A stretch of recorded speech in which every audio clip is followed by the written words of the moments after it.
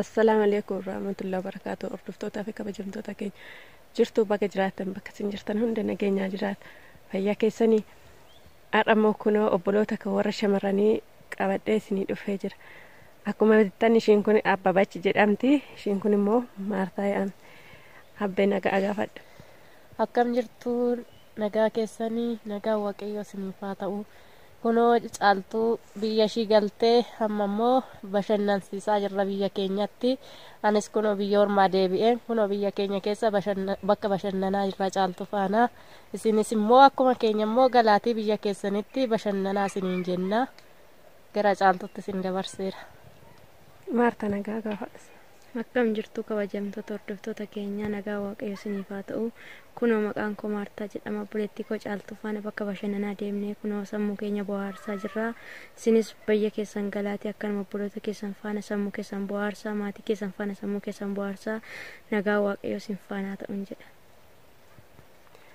Hordoftootaa fi kabajamtoota kiyyaa galatoomanii ulfaatanii obbolaan koo kunoo akkasitti fataa zanaa gochaa jiru. Kunoo sammuun koo na bohaarsaa jiru. Hordoftoota kiyyaa obboloonni koo obboloota koo baay'iseen galateeffadha. Kunoo bakka garaagaraa bakka daawwattan garaagaraa deemnee ofirraa bashannanaa jirra. Sammuu keenya fataa gochaa jirra. Boqonnaa ofirraa fudhachaa jirra. Hordoftoota fi kabajamtoota kiyyaa isinis galaatii boqonnaa ofirraa fudhadhaan isiniin jedha. Biyyi keenya baay'ee bareeddi. Baay'ee sirriitti namatti toltin isiniin jedha. Hordoftoota fi kabajamtoota kiyyaa kunoo akkas fakkaatti Itoophiyaan. Kunoo baay'ee das nama jettu hordoftootaa fi kabajamtoota kiyyaa.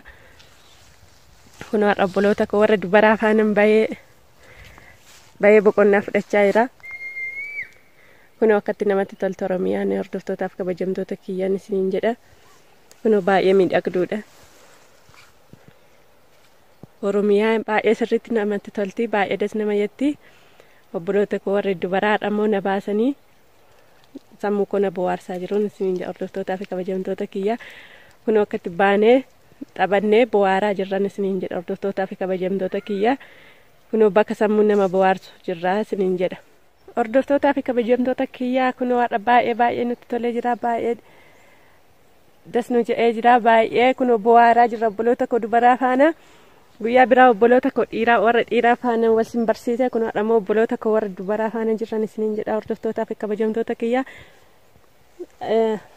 Har'a mee boqonnaa keenyadhaatti maaltu sitti dhagahame? Baay'ee itti gammannee jirra obboleettii keenya caaltuu faana. Amma kunoo biyya ishii keessaa oliif gadi hoomnee bakka bashannanaa caaltuu bashannansiisaa jirra. Isinis immoo akkanuma immoo galaatii biyya keessan obbolaa keessan faana biyya keessan keessa biyya abbaa keessanitti galaatii bashannanaa isiniin jenna. Warreen biyya hormaa keessa hojiirra turtanii isiniin jenna. Guddaan galatooma. Maartaa si boqonnaadhaa keessatti si maaluma sitti dhagahame? Baay'ee biyya ormaatti deebiteen faana bashannanuu keetti baay'ee sitti gammanna. Akkasumas obboloonni biyya ormaatti hafanii jiran galanii biyya isaaniitti galanii obboloota qabanii fi maatii qaban faana sammuu isaanii haa bohaarsan jenna. Kanaaf biyya ormaamaa bu'aan qabdu biyya keessanitti galaatii kunoo Oromiyaan bareeddoo akkanaa ababaa akkasii marga akkanaa qabdi isiniin jenna. Biyya ormaa keessatti homaa faayidaan qabu galaatii biyya keessan keessatti maatii qabdan faana bashannanaa sammuu keessan bohaarsaa isiniin jenna. Galatooma. Oromiyaan aannanis dammas of keessaa qabdi. Galaa aannan dhugaa galaatii damma nyaadhaa isiniin jenna warreen biyya hormaa jirtanii. Akkasumas immoo galaa obboloota keessan faana bashannanaa. Biyyi keenya baay'ee bareedduudha. Baay'ee namatti tola. Oromiyaan jiituu ba'aatuudha. Hunda keessaniifuun taati. Biyya homaa namaaf hin godhu. Biyya keenya nuuf wayyaa. Isinillee biyya keessan galaatii bashannanaa isiniin jenna. Daawwattoonni keenya guddaa nuuf galatooma. Osoo akka kiyyaati baay'ee natti tolu. Asitti wanti hundillee wantumti maraa wantumti dhabame hin jiru. Osoo ofii keessanii galtanii ofirraa boqottanii biyya keessan keessa naannoftanii hojjettanii baay'ee natti tola. Wanti dhabames immoo akka hin jirre isin hundi keessan iyyuu hin beektu. Oromiyaa keessas Itoophiyaa keessas hundumtuu akka jiru hin beektu. Garuu osoo galtanii biyya keessan keessatti hojjettanii of jijjiirtanii wanti dhabamu hin jiru.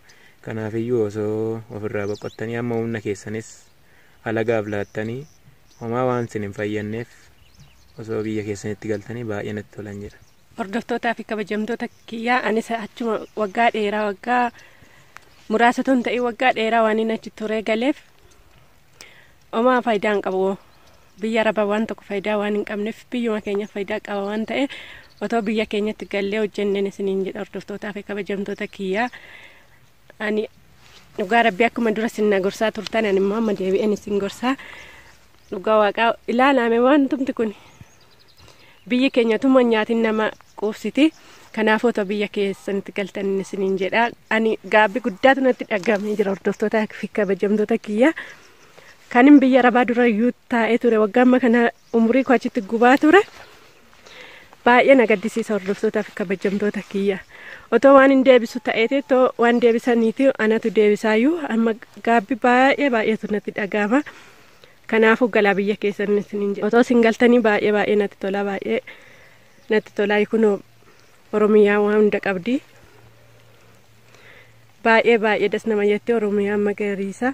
Kunoo midhaanis faca'ee jira hundumtuu jira. Baay'ee namatti tola waan ta'eef otoo ofirraa galtanii isiniin jedha hordoftootaaf kabajamtoota kiyya.